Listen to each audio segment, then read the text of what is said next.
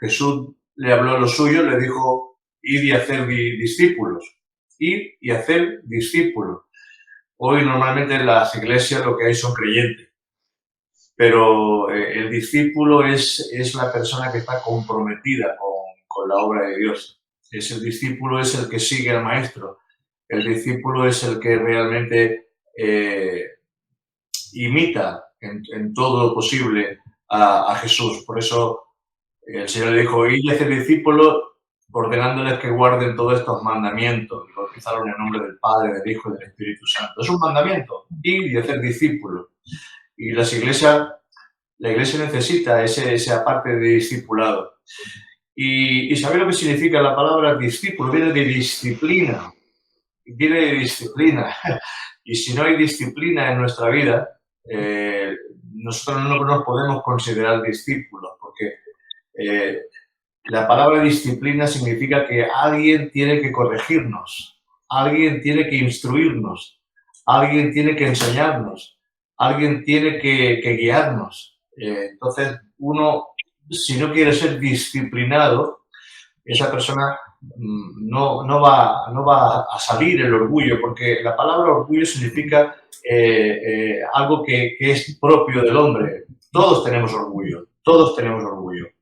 Mirad, en la vida siempre necesitamos personas que nos ayuden a ver nuestro ángulo muerto. ¿Sabéis lo que es el ángulo muerto? Cuando tú miras por el retrovisor, ¿verdad? Y a veces te aparece un coche de golpe y dices, ¿dónde ha salido este coche? No lo he visto. Y es que a veces mirando por el retrovisor hay un ángulo que no lo vemos. Y eso nos pasa muchas veces en nuestra vida cristiana. Tenemos ángulos muertos que no los vemos y necesitamos hermanos, personas, pastores, líderes, nuestra propia mujer, los propios, incluso hasta un niño, nos puede corregir muchas veces en cosas que hacemos mal, porque nosotros no nos vemos lo que hay malo. Y cuando alguien nos corrige, muchas veces no queremos ser corregidos. No queremos ser corregidos porque la corrección le hace daño a nuestro orgullo. Entonces, pero es que es necesario, porque para ser discípulos necesitamos ser corregidos. En la vida necesitamos, pues eso, personas que nos indiquen y que nos digan realmente, pues, dónde estamos fallando para poder ser mejores. Una persona que no es corregida dice que es un consentido. El niño que no se le corrige acaba siendo consentido. Dice que avergonzará, será vergüenza de su papá y de su mamá. Por eso, desde muy chiquitito, la Biblia nos dice, instruye al niño en tu camino, y aun cuando fuere viejo no se apartará. La Biblia nos habla de que a veces hay que corregirlo con vara. Eso no significa de que nosotros le hagamos daño físico al niño, porque la corrección tiene que ser aplicada siempre con amor y con disciplina. La palabra dice, vosotros que sois espirituales, corregid con espíritu de mansedumbre a otro, considerándote a ti mismo, porque también quizás tú puedes caer en lo mismo. Entonces tenemos que ser muy sabios a la hora de corregir, porque la corrección no es para causar daño, la corrección es para hacerle ver a la persona que se ha equivocado y que hay un camino mejor o más excelente. Por eso nosotros no podemos corregir en medio de la ira. Si hay ira en nosotros, no podemos corregir a los demás. Hay que esperar que se nos vaya esa ira y entonces luego podemos acercarnos en amor a la persona. Porque lo que se trata es de que la persona sea mejor, porque todos tenemos puntos negros, todos tenemos ángulos muertos en nuestra vida, todos necesitamos ser corregidos en nuestra vida. Mira, Hebreos 12, del 5 al 11, Hebreos 12, del 5 al 11, dice, y ya habéis olvidado la exhortación, que como a hijos se os dirige, diciendo, hijo mío, no menosprecies la disciplina del Señor, no menosprecies la disciplina del Señor, ni desmayes cuando eres reprendido por él. Porque el Señor al que ama, disciplina y azota a todo aquel que recibe por hijo. Si soportáis la disciplina, Dios os trata como a hijos, porque ¿qué hijo es aquel a quien el Padre no disciplina? Pero si se os deja sin disciplina, de la cual todos han sido participantes, entonces sois bastardos y no hijos. Por otra parte, tuvimos también a nuestros padres terrenales que nos disciplinaban y lo venerábamos. ¿Por qué no obedeceremos mucho mejor al Padre de los Espíritus y viviremos? Y aquellos ciertamente por pocos días nos disciplinaban, como a ellos les parecía, pero a este para lo que nos es provechoso, para que participemos de su santidad. Es verdad que ninguna disciplina al presente parece ser causa de gozo, sino de tristeza, pero después da fruto apacible de justicia a los que en ella han sido ejercitados. La disciplina es necesaria en todas las áreas. Una persona que no es disciplinada ni se ha disciplinado no será útil en el reino. Porque muchas veces creemos que hacemos las cosas bien y seguramente necesitamos siempre a alguien que nos diga pues por ahí no va bien, o esta área quizás habría que mejorarla. Eso es lo que hace el discípulo. Por eso el maestro se encarga de corregir el maestro, hablo de Jesús se encargaba de corregir a sus discípulos. Estuvo 3 años y medio con ellos corrigiéndolos. Acordaros cuando Pedro le dice a Jesús, Señor, no te acontezca tal cosa, mi vida daré por ti. ¿Cómo que vas a ir tú a la cruz? No. ¿Sabes? A nadie le gusta la disciplina, porque cuando alguien te disciplina, está tocando tu orgullo. Entonces, pero es que es necesario, porque el Señor nos dice que si no morimos a ese orgullo, no podemos ser discípulos suyos. Entonces, el que quiera ser mi discípulo, niéguese a sí mismo, está diciendo, muere tu orgullo. Toma la cruz, está diciéndote, sufre y sígueme. Entonces, hay cualidades y características en las cuales el Señor nos indica que son necesarios en nuestra vida. Por eso dice que Dios a quien ama lo corrige y lo disciplina. Dios a quien ama lo encamina hacia un camino mucho mejor. Eso es algo muy importante. En la iglesia de hoy, mucha gente se ha levantado sin disciplina y se levantan en rebeldía porque nunca han sido disciplinados. Y cuando se les toca un poquito o se les dice algo, se van de la iglesia o te dejan plantado porque no les gusta que nadie les diga las cosas. Pero el Señor dijo en su palabra, aprended de mí que soy manso y humilde de corazón. La humildad es muy necesaria. Una persona, si no tiene humildad, nunca se va a dejar corregir. Una persona, si le falta ese principio de humildad, le va a costar mucho que alguien le aconseje o que alguien le diga algo. Pero es necesario. Son los principios. Si queremos ser discípulos de Jesús, si queremos ser discípulos de Jesús, los viernes aprovechamos un poquito a hacerle pues esa enseñanza de discipulado, de liderazgo, de estar en esos lugares donde el Señor quiere levantarnos como hombres y mujeres de Dios. Pero es que esto quizás es el fundamento principal. El fundamento principal es enséñame, corrígeme, muéstrame, hazme ver, quiero entender, quiero aprender más. Entonces, dice la palabra, y decía Pablo, dice, el que quiera ser sabio, hágase ignorante. ¿Por qué? Porque el que ignora siempre estará preguntando y sabrá más. Pero el que dice que ya lo sabe todo, ese al final no sabe nada. Por eso es muy importante que entendamos esto. Tienes que estar siempre aprendiendo.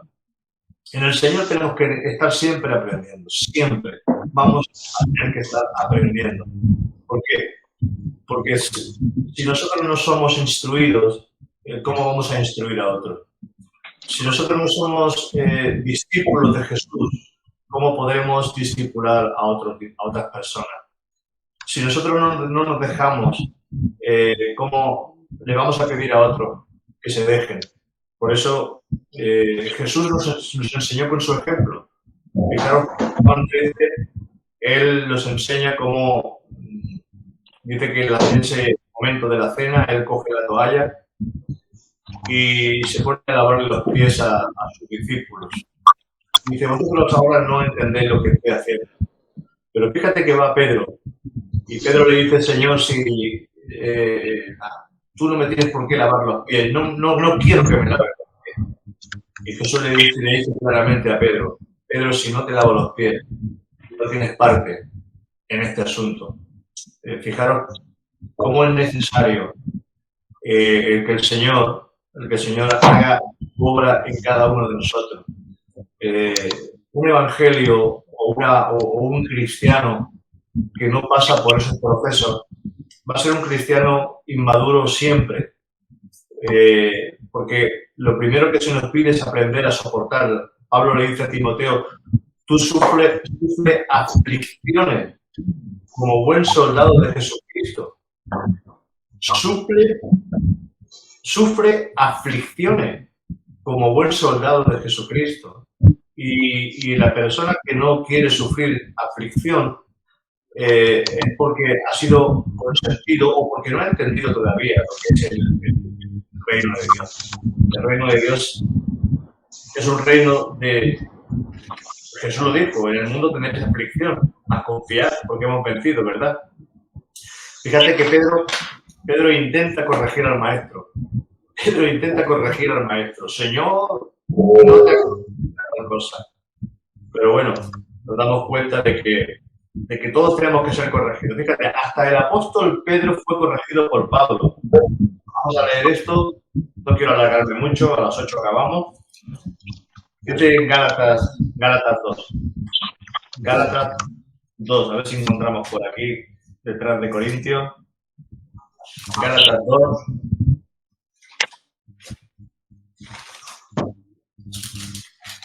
Verso 11. Fíjate, Pedro, el apóstol Pedro, él comía con los gentiles tranquilamente. No le importaba nada.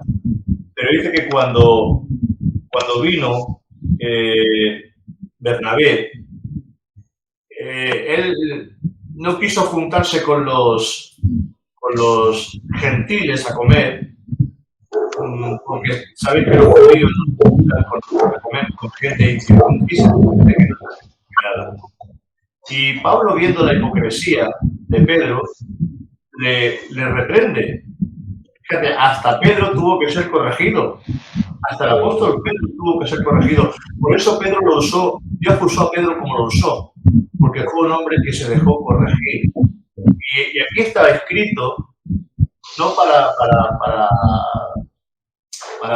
hacernos ver de que Pedro era malo, no, aquí está escrito para hacernos ver que hasta Pedro tuvo que ser corregido, porque él estaba haciendo lo incorrecto. Dice en Gálatas 2:11 en adelante. Pero cuando Pedro vino a Antioquía, le resistí cara a cara, porque era de condenar.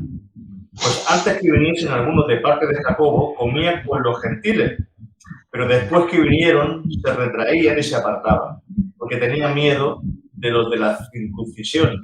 Y en su simulación participaban también los otros judíos, de tal manera que aún Bernabé también era arrastrado por la hipocresía de ellos.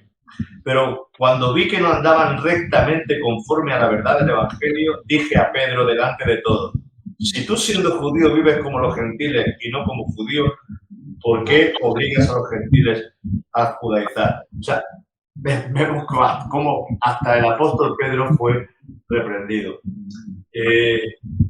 Dios nos va a probar de muchas maneras y tiene que ir puliendo nuestras vidas poquito a poco. En la medida que nosotros nos dejemos enseñar, que nos dejemos corregir, que nos dejemos pulir por el Señor, por el Maestro. Muchas veces aceptamos la reprensión quizás del pastor o de un líder, pero no aceptamos la reprensión quizás de un hermano. Aún el hermano teniendo razón. Y tú sabes que el hermano tiene razón. Pero a veces nuestro orgullo dice, ¿y este quién se ha pensado que es para decirme a mí lo que me está diciendo? ¿Verdad? Pero si nosotros sabemos que ese hermano tiene razón, tenemos que aprender también a considerar lo que el hermano nos dice. Por eso la humildad es importantísima para poder centrarnos en lo que Dios quiere. Qué bueno. La carne no quiere padecer, la carne no quiere sufrir, la carne no quiere ser puesta en evidencia. Dios tiene que ser los colores. Y qué bueno que Dios nos saque los colores. Porque cuando Dios nos saca los colores, bueno, uno aprende también, es humano y también cae y también comete errores. Nadie es perfecto. Aún Pablo dice que diga que no caiga, el que diga está firme, mira que no caiga. O sea que tenemos que aprender. Primero, y acabo, ¿qué es un discípulo? Una persona que se deja discipular. De la palabra discípulo viene disciplina. Disciplina es corrección, disciplina es enseñanza, y disciplina es que nosotros necesitamos ser guiados y necesitamos ser instruidos. Si a un niño no se le corrige desde temprano, ese niño al final acaba siendo una persona que va a avergonzar. Si a un cristiano no entra en esa disciplina o no entramos en esa disciplina del Señor, nosotros no vamos a ser unos cristianos que vamos a madurar. Siempre seremos niños con la chupeta. Y yo creo que es tiempo de que Dios nos quite la chupeta. Cuando un cristiano crece, se le da responsabilidad. Pero cuando un cristiano se da responsabilidad y no ha crecido, lo que hace es avergonzar al Padre, avergonzar a la Iglesia. Ahí quizás a veces fallamos de poner personas que quizás no han crecido espiritualmente en el ministerio con el Señor. A veces porque no hay más remedio, otras veces porque pensamos que le hacemos un favor. Pero, hermano, la Biblia es muy clara. No podemos poner personas que no sean realmente discípulos, que no estén llenos del Espíritu Santo, que no estén siendo instruidos en el Señor en puestos que luego le va a venir grande. Lo hemos vivido y hemos pasado por muchas cosas, seguiremos pasando por muchas cosas, pero de todo tendremos que aprender. De estas cosas vamos aprendiendo. Amén. Estoy, Señor, lávame los pies, la cabeza y todo el cuerpo si es necesario, Señor. Aquí estoy para que tú me corrijas, para que tú me instruyas, para que tú me hables. Y dice que en la multitud de consejeros está el hombre sabio. Y que bueno, vamos a aconsejar los unos por los otros.